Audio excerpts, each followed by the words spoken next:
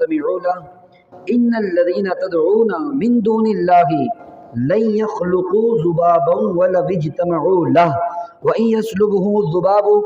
شيئا لا يستنقذوه منه ضعف الطالب والمطلوب۔ اللہ رب العالمین نے فرمایا کہ بے شک وہ لوگ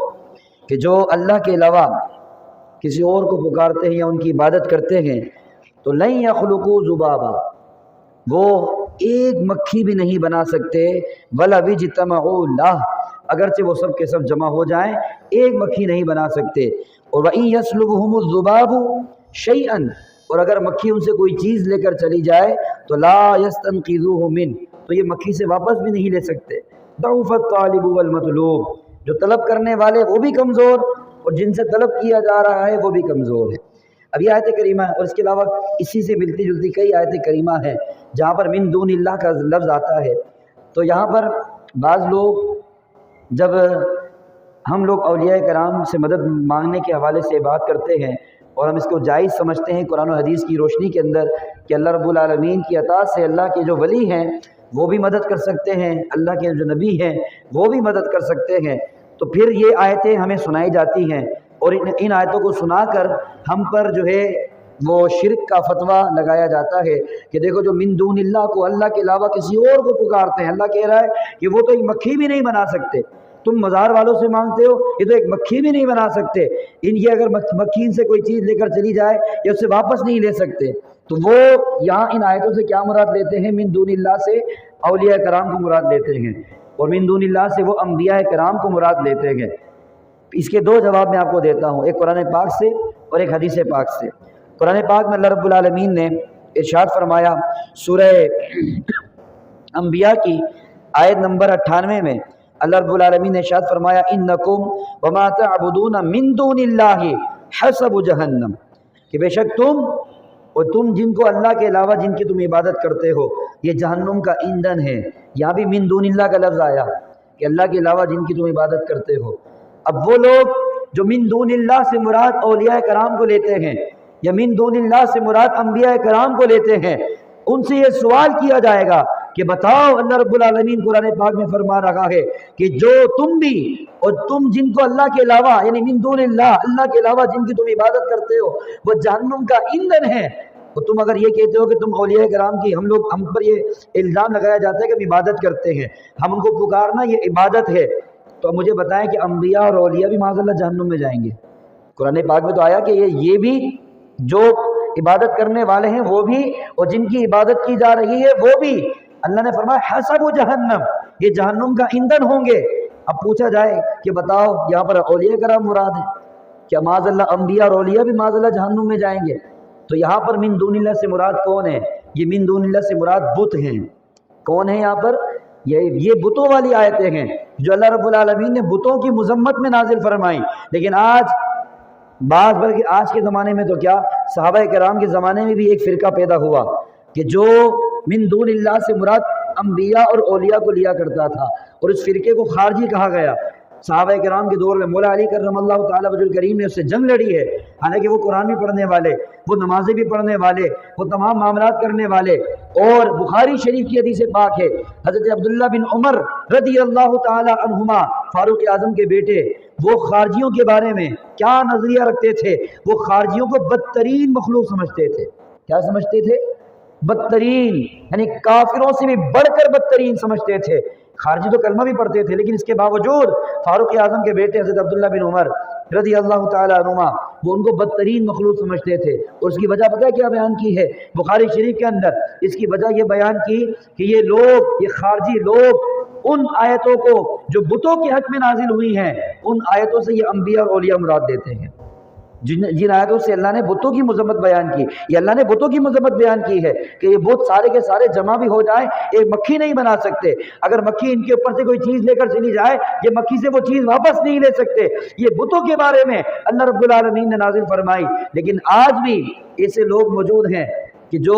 ان آیتوں کو پڑھ کر انبیاء اور اولیاء کرام کو مراد دیتے ہیں۔ تو بخاری شریف کی روشنی میں صحابہ کرام کا نظریہ اور صحابہ کرام ایسے لوگوں کے بارے میں کیا سوچ رکھتے تھے اور کیا سمجھتے تھے ایسے لوگوں کو، آج ہمیں بھی وہی سمجھنا ہے۔ اگر آج بھی کوئی ان آیتوں سے انبیاء اور اولیاء کو مراد لیتا ہے تو پھر ہم بھی یہ کہیں گے کہ ہم صحابہ کے پیچھے چلتے چلتے ہم یہ کہیں گے کہ ہم ان کو بدترین مخلوق سمجھتے ہیں، کہ جو یہاں پر من دون اللہ سے مراد اولیاء کرام کو لیں، من دون اللہ سے مراد انبیاء کرام کو لیں، تو اللہ رب العالمین نے یہاں پر جو بتوں کی مذمت نازل فرمائی اور وہ انبیاء اور اولیاء کو مراد لیں، تو پھر صحابہ کرام بھی بدترین سمجھتے تھے ان کو، اور ہم بھی ان کو مخلوق میں بدترین سمجھتے ہیں۔ اور پھر صحابہ کرام پر بھی شرک کا فتویٰ لگایا۔ قرآن کی اسی طرح آیتوں کو پڑھ کر خارجیوں نے اسی طرح کی آیتوں کو پڑھ کر اپنی طرف سے مطلب نکال کے انہوں نے صحابہ کرام پر بھی شرک کے فتوے لگائے۔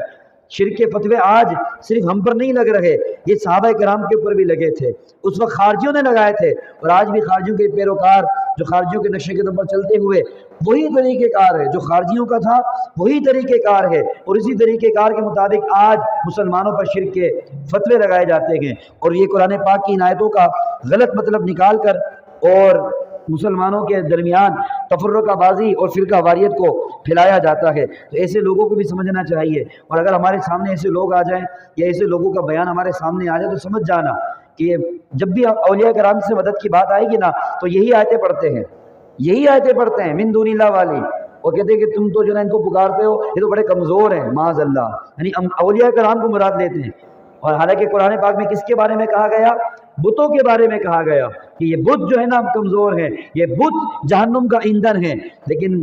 اللہ رب العالمین کی بارگاہ میں دعا کرتے ہیں ہم، اللہ رب العالمین ایسے لوگوں کو بھی ہدایت عطا فرمائے، اور پھر ایسے لوگ جب ہمارے سامنے آ جائیں تو ہمیں فوراً پہچان ہو جانی چاہیے کہ یہ وہ بندے ہیں جو خارجیوں کے نقشے قدم پر چلنے والے ہیں، ان کا پھر اسلام سے کوئی تعلق نہیں ہے، پھر یہ بدترین مخلوق ہیں صحابہ کرام کی نظر میں۔ جب صحابہ کرام کی نظر میں بدترین مخلوق تو پھر ہماری نظر میں بھی وہ بدترین مخلوق ہے کہ جو قرآن پاک میں بتوں والی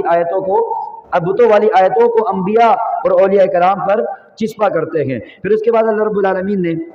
18ویں پارے کے اندر ذکر فرمایا، جیسا کہ میں نے کل نبی پاک علیہ الصلوۃ والسلام کی بشریت کو بیان کیا اور نورانیت کو بھی بیان کیا کہ حضور علیہ الصلوۃ والسلام کی حقیقت نور ہے اور آپ بشر بن کے تشریف لے کر آئے، لیکن جو حضور علیہ السلام کی بشریت کا انکار کرے گا وہ دائرہ اسلام سے خارج ہے۔ لیکن جو اپنے جیسا بشر کہے گا کہ حضور تو ہماری طرح بشر ہیں، نبی کو اپنی طرح بشر کہنا اللہ رب العالمین نے قرآن پاک کے اندر بیان کیا، یہ کافروں کا طریقہ تھا۔ اللہ رب العالمین 18ویں پارے میں سورہ مومنون کی آیت نمبر 33 میں بھی اور آیت نمبر 34 میں بھی ارشاد فرمایا، فقال الملأ الذين كفروا من قومه ما هذا الا بشر مثلكم، ان لوگوں نے کہا، ان لوگوں کے سرداروں نے کہ جنہوں نے کفر کیا، یعنی کافروں کے سرداروں نے کیا کہا نبی کے بارے میں، ما هذا الا بشر مثلكم، یہ تو تمہاری طرح ہی بشر ہیں، یہ تو تمہاری ہی طرح بشر ہے۔ اور ایک جگہ کہا یہ تو تمہاری طرح بشر ہیں، یأکل مما تأکلون، جو تم کھاتے ہو یہ بھی وہی کھاتے ہیں، جو تم پیتے ہو یہ بھی وہی پیتے ہیں۔ تو اللہ رب العالمین نے یہاں پر بیان کیا کافروں کا طریقہ ہے کہ جو نبی کو اپنی طرح سمجھتا ہے یہ کافروں کا طریقہ کار ہے۔ جو مسلمان ہوتا ہے نا پھر مسلمان نبی کو اپنی طرح نہیں سمجھتا بلکہ نبی کو سب سے اعلیٰ اور سب سے افضل سمجھتا ہے، جیسے کہ اعلیٰ حضرت نے ہمیں عقیدہ دے دیا کہ سب سے اولیٰ و اعلیٰ ہمارا نبی، سب سے بالا و بالا ہمارا نبی، خلق سے اولیاء، اولیاء سے رسول اور رسولوں سے اعلیٰ ہمارا نبی، یہ ہمارا عقیدہ و نظریہ ہے۔ پھر اللہ رب العالمین نے 18ویں پارے کے اندر سورہ نور کی آیت نمبر 2 میں ارشاد فرمایا، آج جو حدود اللہ تعالیٰ نے قائم کی ہے نا، سزائیں مقرر کی ہیں،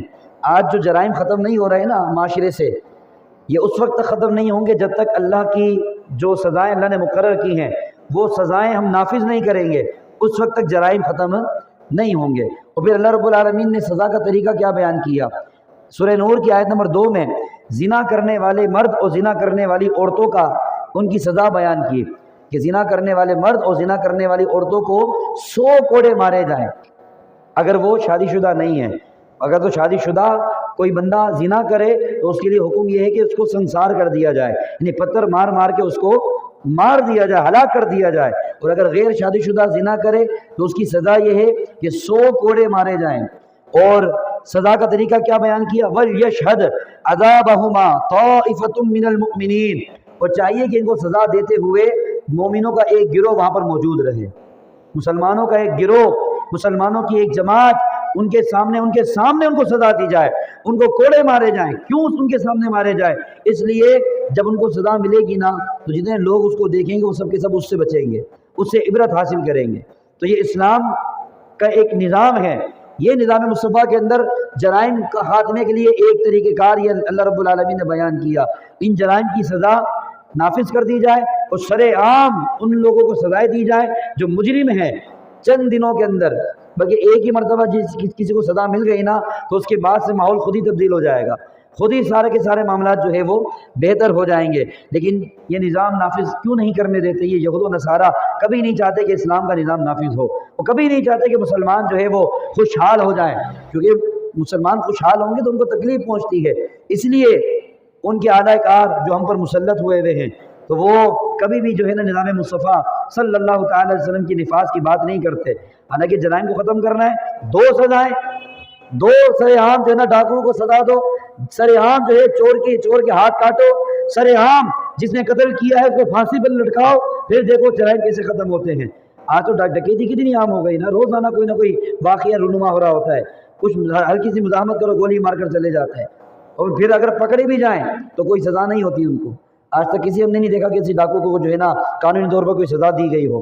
تو یہ کیوں نہیں دی جاتی؟ اس وجہ سے کہ چاہتے ہی نہیں ہیں کہ یہ معاملات ختم ہوں، وہ چاہتے ہیں کہ عوام اسی کے اندر پسی رہے، عوام اسی میں پریشانی کے اندر مبتلا رہے، کیونکہ پتہ ہے کہ عوام خوشحال ہو جائے گی پھر وہ ہمارا محاسبہ کرنے کے لیے آ جائے گی، پھر حکمرانوں کا محاسبہ شروع ہو جائے گا، تو وہ کہتے ہیں بھائی عوام کو پریشان رکھو تاکہ جو ہے نا ہم لوگ آرام سے جو ہے اپنی عیاشیاں کرتے رہیں۔